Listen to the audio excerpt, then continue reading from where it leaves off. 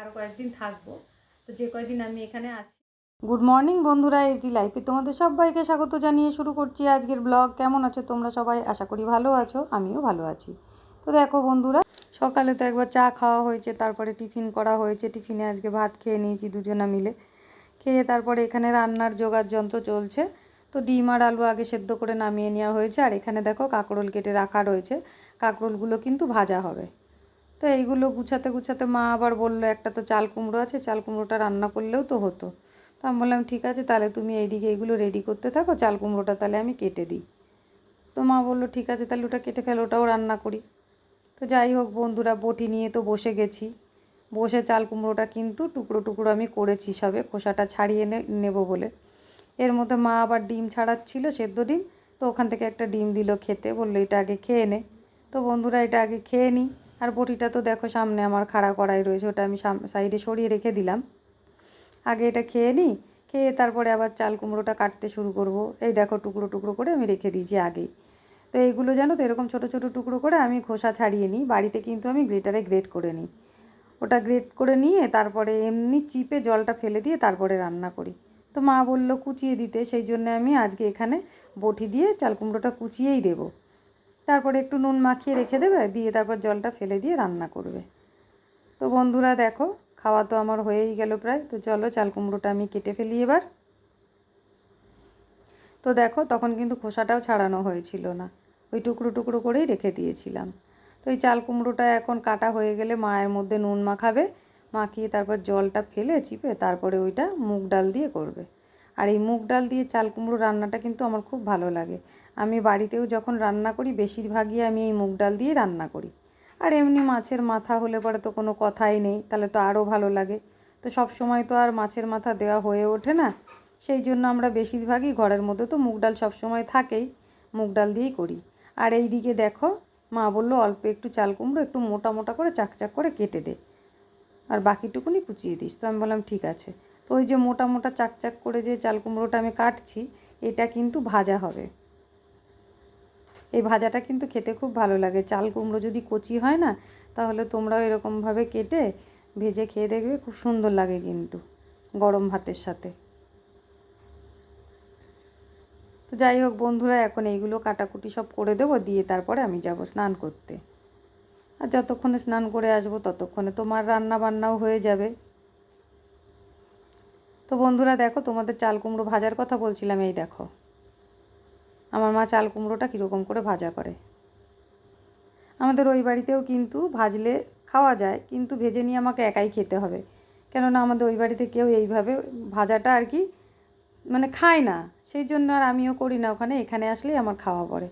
তো বন্ধুরা দেখো চাল কুমড়োগুলো ভেজে তুলে নিয়েছে, আর যেগুলো কুচিয়ে রেখেছিলাম এর মধ্যে একটুখানি মুগ ডাল ফোড়ন দিয়ে কিন্তু মা বসিয়ে দিয়েছে। তো চলো রান্নাটা হোক, ওদিকে স্নান করতে যাই। তো বন্ধুরা দেখো আমি কিন্তু স্নান করে চলে এসেছি, এসে এখানে গোপাল সেবা দিয়ে নিলাম। আর ওদিকে মারও রান্না বান্না হয়ে গেছে, রান্নাঘর পরিষ্কারও হয়ে গেছে। তারপর এখন খাবার দাবারগুলো সব ঘরে নিয়ে আসবে। আজকে আমরা ঘরে বসেই খাওয়া দাওয়া করব। বন্ধুরা দেখো এখানে খেতে বসে পড়েছি। মা এই যে আমার খাবারটা কিন্তু সাজিয়ে গুছিয়ে আগেই দিয়ে দিয়েছে, দিয়ে তারপরে নিজে খেতে শুরু করেছে। তো দেখো বন্ধুরা, এইখানে ওই যে চাকচাক করে চাল কুমড়ো ভাজা, আর ওইদিকে দেখো চাকচাক করে কাঁকরোল ভাজা, আর এইখানে চাল কুমড়োর ঘন্ট মুগ ডাল দিয়ে, আর এইটা ডিম দেখো কষা কষা রান্না হয়েছে। আর যেহেতু ভাজাগুলো আছে, কাঁচা লঙ্কা ছাড়া তো খাওয়া ভালো লাগবে না খেতে, সেই জন্য একটা কাঁচা লঙ্কাও নিয়ে নিয়েছি। তো তোমাদের কাদের কাদের খাওয়া হয়নি বন্ধুরা, তোমরা খাওয়া দাওয়া করে নাও, আমরাও খাওয়া দাওয়া করে নিই, তারপরে আবার আসছি। তো বন্ধুরা দেখো এখন সন্ধেবেলায় তো প্রতিদিনই চা বিস্কুট খাওয়া হয়। তো আজকে মা দেখলাম একটুখানি মুড়ি আর চানাচুর দিয়ে মেখেছে। আমি কিন্তু মুড়ি খেতে একদম ভালোবাসি না, ছোটোবেলার থেকে মুড়ি আমার একদম খেতে ইচ্ছা করে না, দেখলেও আমার কেমন যেন রাগ হয়। তো যাই হোক আজকে মেখে ফেলেছে। কালকেও কিন্তু তেল দিয়ে একটু মুড়ি মেখেছিল, সন্ধ্যাবেলায় চা দিয়ে খেয়েছিলাম, আজকে আবার চানাচুর দিয়ে মেখেছে। তো ওই বাধ্য হয়েই খাওয়া আর কি মুড়িটা, জানো তো। বাড়িতে থাকলে পরে আমি মানে খাবো না তাও বলো, তবু আমি মুড়ি খেতে চাই না। আর বাড়িতে আসলে পরে মা জোর করে এগুলো খাওয়া করায়, কেননা মা সব সময় বলে এই তুই খাস না বলে তোর এই চেহারার অবস্থা। যাই হোক বন্ধুরা, আমি ছোটোবেলার থেকেই এই খাওয়া দাওয়ার দিক দিয়ে অতটা পটু না, সব রকম খাবার দাবারও আমি খাই না। এই যে মুড়িটা যেমন আমার একদম খেতে ভালো লাগে না, বাড়িতে আসলে মা কী করে একটু একটু করে সব জিনিসই আমাকে জোর করে খাওয়া করাই, জানো তো। তো সেই কারণে আর দুদিনের জন্য এসে আর এই নিয়ে আর ইয়ে করি না, দিয়েছে আমি খেয়ে নিলাম আজকে চায়ের সাথে বসে বসে। তো চলো বন্ধুরা, চাটা খেয়ে নিই, তারপর আবার দেখা হচ্ছে।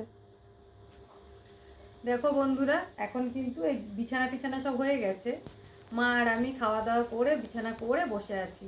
তো কতদিন ধরে মানে এত পরিমাণে বৃষ্টি পড়ছে, আমি যেদিন বাড়ি এসেছি সেদিন থেকেই বৃষ্টিটা শুরু হয়েছে, আর সমানে একভাবে বৃষ্টি হয়ে যাচ্ছে। আর মা আর আমি দুজনা ঘরের মধ্যেই বেশিরভাগ সময় থাকি, বাইরে তো বৃষ্টির জন্য খুব একটা বাইরেও যাওয়া হয় না, কোথাও যাওয়াও হচ্ছে না। আর এইটুকুনি একটা ঘর বারান্দার মধ্যেই সব কাজকর্ম। তো বন্ধুরা, বাড়ির মতন বলতে আমাদের আর কি শ্বশুর বাড়িতে যেরকম আমি তোমাদের প্রত্যেক দিন ভিডিও দিই, একটু বড় বড়ই ভিডিও হয়। যেহেতু বাড়ি চলে এসেছি, আমি তো খুব একটা সেরকম সংসারের কাজকর্ম করি না, মাই করে। তো সেই হিসাবে সেটা একটা ব্যাপার আছে, তার উপর আবার বৃষ্টি হচ্ছে, সেটাও আর একটা ব্যাপার আছে। তো যেটুকু কাজকর্ম হয় সেইটুকুই তোমাদের চেষ্টা করি দেখানোর। কাজকর্ম বলতে বাইরের কাজ, ওই যে বললাম বৃষ্টি পড়ছে কতদিন ধরে সমানে টানা বৃষ্টি হচ্ছে, সেই কারণে আর ওগুলো দেখাতে পাচ্ছি না। আর যেটুকু পাচ্ছি সেটুকুই চেষ্টা করছি তোমাদের দেখানোর। তো বন্ধুরা, যে কয়দিন আমি এখানে আছি, আরও কয়েকদিন থাকবো, তো যে কয়দিন আমি এখানে আছি যেরকম ছোট ছোট ভিডিও তোমাদের দিচ্ছি এরকমই হবে। বাড়ি গিয়ে আবার তোমাদের বড় ভিডিও দেওয়ার চেষ্টা করব, তো তোমরা একটু অ্যাডজাস্ট করে দেখে নিও। আর দেখো এদিকে, যেহেতু সব সময় বৃষ্টি পড়ছে, জামা কাপড় তো শুকাচ্ছে না, প্রতিদিন তো এক গাদা জামা কাপড় ধোয়া হয় না, যেদিন ধোয়া টোয়া হয় সেদিন এরকম সারা ঘরে চারিদিকে এদিকে ওদিকে মেলে দেওয়া হয়। তো যাই হোক, এইভাবেই শুকাই পাখার তলে। এই যে রাত্রেবেলায় দিনের বেলায় যেগুলো ধোয়া হয়েছে সেগুলো জল ঝরেছে, আবার দেখো নিয়ে এসে ঘরে এদিক ওদিক দিয়ে মেলে দেওয়া হয়েছে। এখন রাত্রেবেলায় ঘুমোবো, ফ্যানটা চালিয়ে দিয়ে শোবো, তো সকালবেলায় উঠে দেখবো এগুলো আবার শুকিয়ে গেছে। তো এইভাবেই জামা কাপড়গুলো শুকাচ্ছে। তো যাই হোক বন্ধুরা, আর কিছু বলবো না। আজকের ভিডিওটা যদি তোমাদের ভালো লেগে থাকে লাইক কমেন্ট করো, আর চ্যানেলে যদি নতুন হয়ে থাকো চ্যানেলটাকে সাবস্ক্রাইব করে আমার পাশে থেকো। তো আজকের মতন এইটুকুই, টাটা বন্ধুরা।